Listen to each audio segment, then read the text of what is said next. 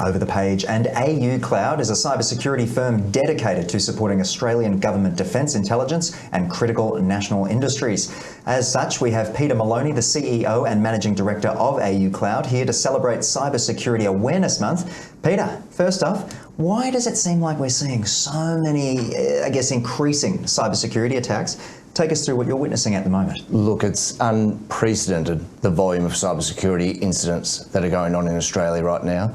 And I'm not sure whether your viewers know this, but Australia is the second most attacked country in the world, second only to North America. And it's really because of two key factors. The first is the median net wealth of Australians is so high. Right. Yep, so you kind of think against some of African nations and Asian nations where the median net worth per capita is in the low 20,000s. Australia is 550,000, so it's attractive. Right. And the only thing a cyber criminal wants is cash, and so they'll go where the cash is. And the second reason is we're one of the most digitally connected economies in the world. Yeah. So when you kind of think about vulnerabilities and entry points for cyber crime, it's really assets that are connected to the internet. And where those assets are connected, that creates a vulnerability and makes it easy. So wealthy country, digitally connected, means it's an easy target for cyber criminals. Okay, well, let's talk a little bit about some of the weaknesses we're seeing from businesses, and then we'll get into a bit more about how they can defend themselves. Does it go beyond just the general changing of the passwords?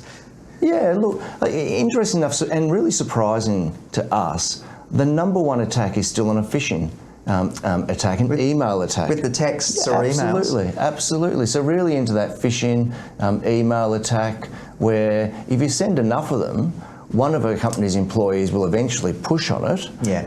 And what that employee won't realise is they've really allowed a cyber criminal into that organisation's network, and once in, they're really in control, and they can stay in that network for a very, very long time. Yeah, and of course we see more and more of that happening, obviously, as you've said, but businesses don't often know what to do once they receive this ransom, or phishing scam.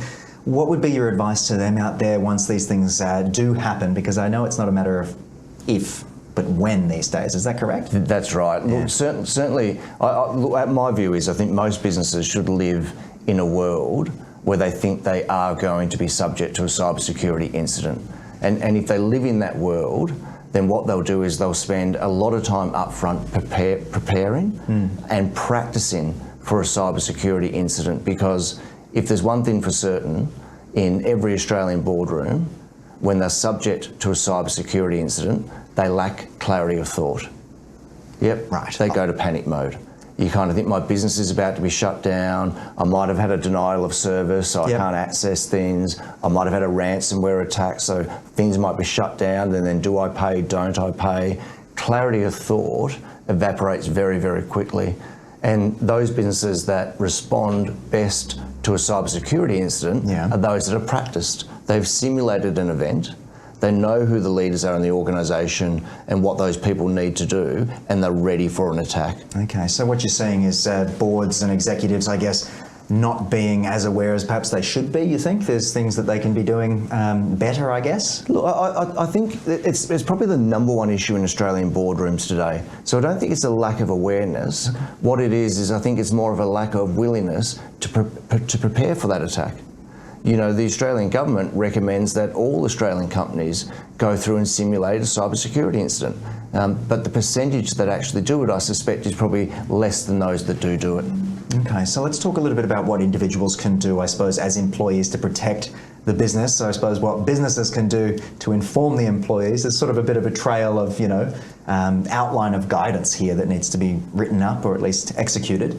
Take us through how you and the team help people out. And so I think at the outset, all Australian companies should really follow what's known as the Essential 8. Okay. And this is the recommendations from the Australian federal government as to what are the tools that should be put in place to protect an organisation against cybercrime.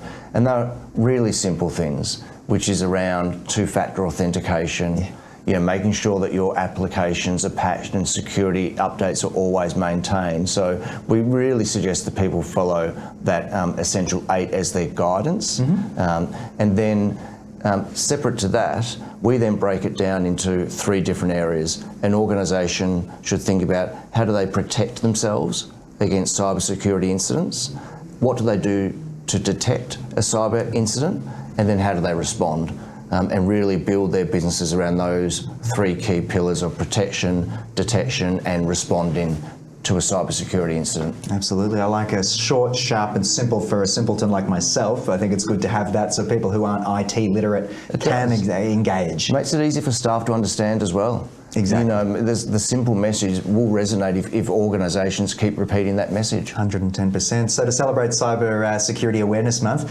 what are you seeing people get up to? What's happening at the moment, just to finish for me? Well, I think fewer crimes the better, yes. that's for sure. And I think Cybersecurity Awareness Week is really about what it says. It's raising awareness so that both consumers that live, in their private lives, as well as employees working for organisations, can really better prevent cyber crime. So to kind of think about what you do in the workplace, you should really do at home.